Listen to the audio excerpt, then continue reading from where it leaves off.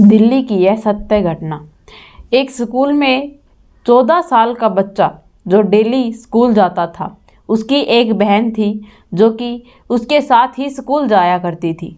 लेकिन भाई के साथ कुछ लड़कों ने मारपीट कर दी, सिर्फ इस बात के लिए कि लड़के ने एक लड़के का जो उस क्लास का मॉनिटर था उसका कहा नहीं माना और उनके बीच में थोड़ी लड़ाई हो गई थी, जिसके बाद लड़के को इस तरह पीटा गया कि लड़के की हालत बड़ी ही गंभीर हो चुकी है।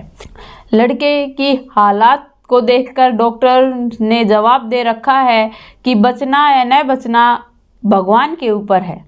आखिरकार उस लड़के के साथ ऐसा क्या हुआ था, यह हम आपको आगे अपनी कहानी में बताएंगे। नमस्कार दोस्तों, मैं Priyanka Yadav crime movement channel पर आपका हार्दिक स्वागत करती हूं। आशा करती हूं आप लोग खुश होंगे, स्वस्थ होंगे, अपना और अपनों का ख्याल रख रहे होंगे। सबसे पहले मेरी एक ही रिक्वेस्ट है, आप लोग हमारे चैनल को सब्सक्राइब कीजिए, क्योंकि आप वीडियो देख लेते हो लेकिन सब्सक्राइब नहीं करते। तो आज की कहानी है दिल्ली की। एक 14 साल का लड़का जो कि रोज़ स्कूल पढ़ने जाया करता था। पिता का साया उसके सर से उठ चुका था, लेकिन एक माँ थी, 2 बहन थी और एक भाई था। बच्चा छोटा था, अपनी बहन के साथ स्कूल जाया करता था। एक बहन थी, वह बाहर ड्यूटी करती थी, पार्ट टाइम जॉब कर कर अपने घर का खर्चा उठा रही थी। माँ हाउसवाइफ थी। धीरे धीरे स्कूल के अंदर कुछ ऐसा माहौल होता जा रहा है कि बच्चों का पीटना, आपस में मारपीट करना, तोड़ा फोड़ी करना, ये एक मामूली सी बात हो गई है। बहुत भयानक एक्सीडेंट का रूप ले लेते हैं, जैसा कि इस लड़के के साथ हुआ। इसकी अपने ही क्लास के एक मॉनिटर के साथ झगड़ा हो गया था। उसने उसे पुश किया और वह गिर गया, जिसका बदला उसने ठान लिया था कि इसका बदला मुझे लेना ही है। उसने जब छुट्टी हो गई थी तब अपने फ्रेंड्स को, जो उसके साथ जो पढ़ते थे, उन बच्चों को कहकर उसने उसके लिए एक प्लान बनाया था। उसे पीटने के लिए एक प्लान बनाया। सभी बच्चे मास्क लगाकर उसे पीटने के लिए आ गए, लेकिन लड़के को यह कहकर बुलाया गया कि आपको पीटी सर बुला रहे हैं। लड़के ने विश्वास नहीं किया। उनके पास उनकी योगा टीचर खड़ी थी, जिनको वह अपना बैग रखकर देकर गए थे और कहा था कि मैम मैं अभी आता हूँ, मुझे सर बुला रहे हैं। वह लड़का वहाँ तो गया, लेकिन तब वह वापस आया तो उसकी हालत बहुत गंभीर थी। वह वहाँ पर जाता है, वहाँ पर उसे टीचर नहीं दिखाई देता, तो वह कहता है कि टीचर कहाँ हैं। तभी वे कहते हैं कि टीचर यहीं था, रुको मैं अभी बुला कर लेके आता हूँ।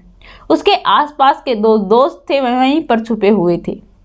वह उन्हें स्कूल के पीछे के पार्क के अंदर लेकर जाते हैं, जहाँ पर छुट्टी टाइम पर कोई नहीं जाता। लड़के के साथ वहाँ पर मारपीट होती है और उसके प्राइवेट पार्ट के अंदर एक बांस की लकड़ी घुसाई जाती है। लड़का दर्द से तिलमिला रहा था, लेकिन उसे देखने वाला और उसकी आवाज़ सुनने वाला वहाँ पर कोई भी नहीं था। आखिरकार उस लड़के ने ऐसा उनके साथ क्या कर दिया था कि उसके साथ ऐसा सलूक किया जा रहा था। लड़का अपनी बेगुनाही की सबूतें देता रहा कि मैंने ऐसा कुछ नहीं किया। उसने अपनी गलती भी मान ली थी, लेकिन उन लोगों ने उसकी एक न सुनी। उसे बहुत ज़्यादा, जैसे उन लोगों की पेश जो उनसे आया जाता था, वैसा उन्होंने बखूबी किया। उन्हें लातों से, पैरों से, उनके पास जो भी था उन सभी चीज़ों से उन लोगों ने खूब उसकी पिटाई की। उसके बाद उसके प्राइवेट पार्ट के अंदर जो उन्होंने किया वह बड़ा ही दर्दनाक था। हमने सुनने में आया है कि लड़की का रेप होता है, लेकिन यह एक लड़के का रेप था, जो कि सुनने में बड़ा ही अजीब लगेगा। लेकिन दिल्ली की एक पहले भी एक घटना हुई थी जहाँ पर लड़की के साथ ऐसा ही हुआ था, लेकिन वह लड़की थी और यह लड़का है। उनके घर वालों पे तब उन्होंने यह पता किया तो उन पर क्या बीती होगी। उन्होंने बताया कि हमारे बच्चे ने हमें आकर कुछ नहीं बताया, क्योंकि उन्होंने उसे धमका दिया था, डराया था और उसे धमकी दी थी कि अगर तुमने अपने घर वालों के इस बारे में कुछ भी कहा तो हम तुम्हारी बहन को, जो कि 12th के अंदर पढ़ती थी उसे यही अंजाम देंगे, उसका यही हाल करेंगे। लड़का यह सुनकर डर गया था, क्योंकि वह तो एक लड़का था और उसकी बहन एक लड़की थी। अपनी बहन की रक्षा करने के लिए वह लड़का कुछ भी अपने घर वालों को, पेरेंट्स को या टीचर्स को कुछ नहीं बताता। उसके सारे कपड़े फाड़ दिए गए थे, उसकी पैंट भी फाड़ने की कोशिश की गई थी, लेकिन लड़का हेल्थी था, उसकी पैंट नहीं फटी, जिसके कारण उन्होंने पैंट को निकालकर यह सब कुछ किया था। वह तब अपनी बहन के पास आया तो उसकी बहन वहाँ पर आ चुकी थी, छुट्टी हो गई थी। वह अपने भैया का वेट कर रही थी और उसकी जो वो हालात देखी तो उससे पूछा गया, उसकी योगा टीचर ने भी पूछा कि यह क्या हाल बना रखा है, लेकिन लड़का जो कि अपनी बहन की रक्षा करने के लिए कुछ भी नहीं बोलता। कुछ दिन वह स्कूल जाता है, उसके पेट में दर्द होता है, उसकी मम्मी उसे ले जाती है डॉक्टर के पास, वहाँ पर टैबलेट्स दे देते हैं, थोड़ा रिलैक्स होता है, लेकिन उसे बहुत ज़्यादा पेन था। वह 2 दिन के बाद फिर से अपनी मदर को कहता है कि मुझे पेट में मम्मा बहुत ज़ोर का दर्द है।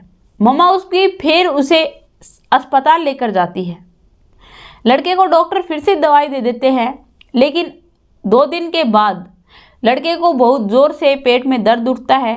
घर वाले उसे जल्दी से हॉस्पिटल में एडमिट करवाते हैं, लेकिन तब डॉक्टर उसकी माँ को आकर उसकी जो भी उसके साथ किया गया था उसके बारे में उसकी माँ को बताते हैं कि इसके साथ कोई सेक्स को जैसे मतलब कुछ हुआ है, इसके शरीर के अंदर कुछ ऐसी चीज़ें डाली गई है। तो उसकी माँ कहती है कि नहीं सर, हमारा बच्चा कहीं जाता ही नहीं है, आप लोगों को गलतफहमी है। लड़के को अस्पताल के अंदर भर्ती करवा रखा था, लेकिन माता पिता को यह नहीं पता था कि बच्चे के साथ आखिरकार क्या घटित हुआ था। लड़के का ऑपरेशन डॉक्टर करते हैं। ऑपरेशन के बाद डॉक्टर फिर से बाहर आते हैं तो डॉक्टर फिर से यही बात कहते हैं, लेकिन माँ को कुछ नहीं पता था। लड़के की अंदर से जो आते होती है वह कट गई थी।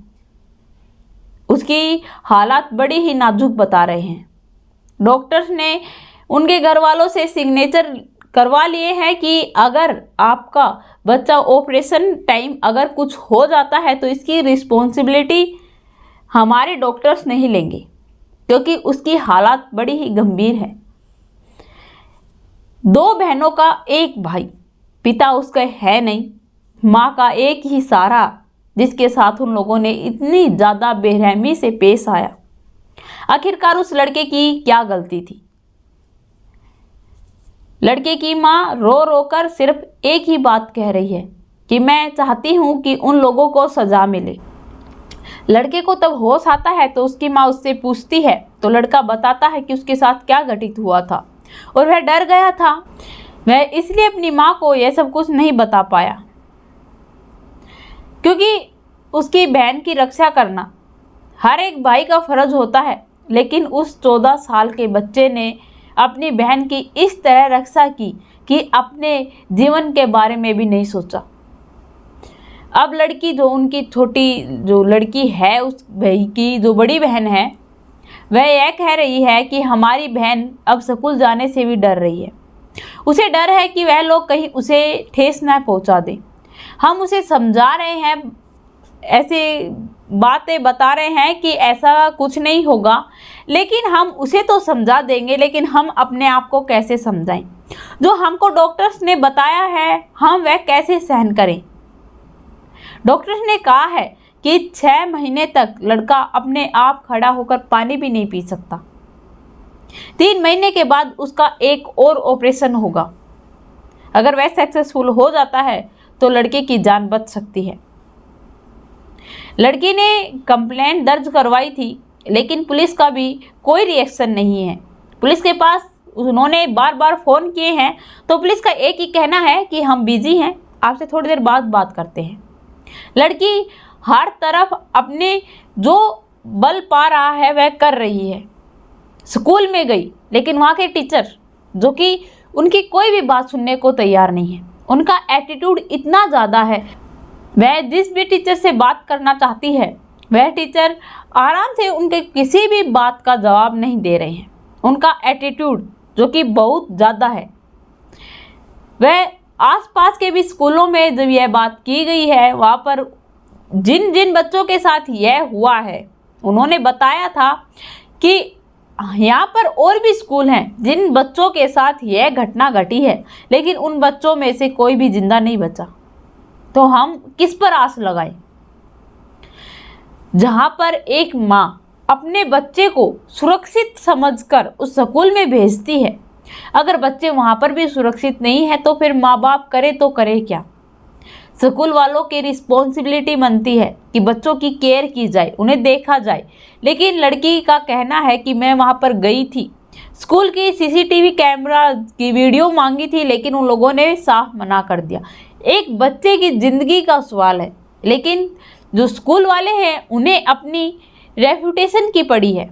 लड़की बता रही थी कि हमने वहाँ के टीचर से जब पूछताछ की गई कि हमने एफआईआर लिखवाई है, उसके अंदर बच्चे ने किसी बच्चों का नाम लिया है। 2 बच्चे हैं जो कि गुप्त के अंदर हैं, जिनका नाम बच्चे को याद नहीं है। डॉक्टर्स ने कहा है कि अभी से जो इंजेक्शन दिए हैं उनका असर है, यह उतरने के बाद आपको शायद यह उन बच्चों का भी नाम बता दें। लड़के का कहना है कि मैं उन लोगों को नहीं पहचान पा रहा हूँ क्योंकि सभी लोग प्लानिंग से आए थे। उन लोगों ने अपने मुंह पर मास्क लगा रखा था, जिसके कारण मैं उन्हें नहीं पहचानता। लेकिन उन्होंने जितने भी बच्चों का नाम बताया है वह 12th के थे। जब इतने बड़े बच्चे यह सब कुछ कर सकते हैं तो उन्हें सज़ा क्यों नहीं हो सकती? हमारे कानून के अंदर है कि बच्चों को सज़ा नहीं दी जाती। बच्चे जो नादानी में करते हैं उन्हें सज़ा नहीं होती, लेकिन जो बच्चे इतना बड़ा जुर्म कर सकते हैं तो उनके लिए सज़ा ज़रूर होनी चाहिए। वह बच्चे 17 या 18 साल के तो ज़रूर होंगे। जो 12th में होते हैं 16, 17 या 18 साल तक के बच्चे होते हैं तो उन्हें बालक नहीं समझा जा सकता है। वे समझदार हैं, अपना डिसीजन ले सकते हैं, और उनके घर पर कुछ ऐसे ही पेश आते होंगे। आपस में जो लोग होते हैं वह आपस में, जो घर वाले हैं वह आपस में ऐसे ही पेश आते होंगे, तभी बच्चों का जो पालन पोषण है ऐसा है। क्योंकि जो अच्छा और पढ़ा लिखा बच्चा होगा वह यह सब कुछ बिल्कुल नहीं करेगा। तो उन लोगों की गुजारिश है कि जो बच्चे इनमें इन्वॉल्व थे उन्हें सज़ा दी जाए। जो कानून अपना काम बखूबी नहीं निभा रही है वह अपना काम बखूबी निभाए, अपनी जो रिस्पॉन्सिबिलिटी है उसे ठीक तरह से, जो ड्यूटी है उसे पूरी करे और उस बच्चे को न्याय दिलवाए। और उसकी माँ का भी यही कहना है कि किसी और बच्चे के साथ ऐसा न हो, इसीलिए हम लोग चाहते हैं कि उन लोगों को जल्द से जल्द उनके करे की जो सज़ा है जल्द से जल्द मिल जाए। लड़के की हालात तो अभी ठीक नहीं है, लेकिन उसकी माँ और उसकी बड़ी बहन का जो भी कहना है वह बिल्कुल ठीक है। एक बच्चा अगर स्कूल में सुरक्षित नहीं है तो वह बच्चा कहाँ पर सुरक्षित हो सकता है। उन्होंने अपने बच्चे को कहीं पर भी जाने की अनुमति नहीं दे रखी थी। वह अगर बच्चे की ट्यूशन क्लास लगाते थे, जब भी टीचर को घर बुलाते थे, उन्हें इतना डर था, लेकिन उनके बच्चे के साथ स्कूल के अंदर ऐसा हो जाएगा शायद उन्होंने कभी भी कल्पना नहीं की थी।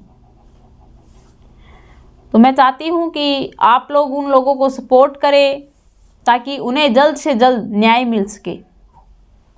आप लोगों को इस कहानी के बारे में क्या कहना है, क्या राय है, मेरे कमेंट में लिखकर ज़रूर बताना। मेरे चैनल को सब्सक्राइब करना, बेल नोटिफिकेशन को ऑन करना ताकि ऐसी हर वीडियो जल्द से जल्द आप लोगों तक पहुंच पाए।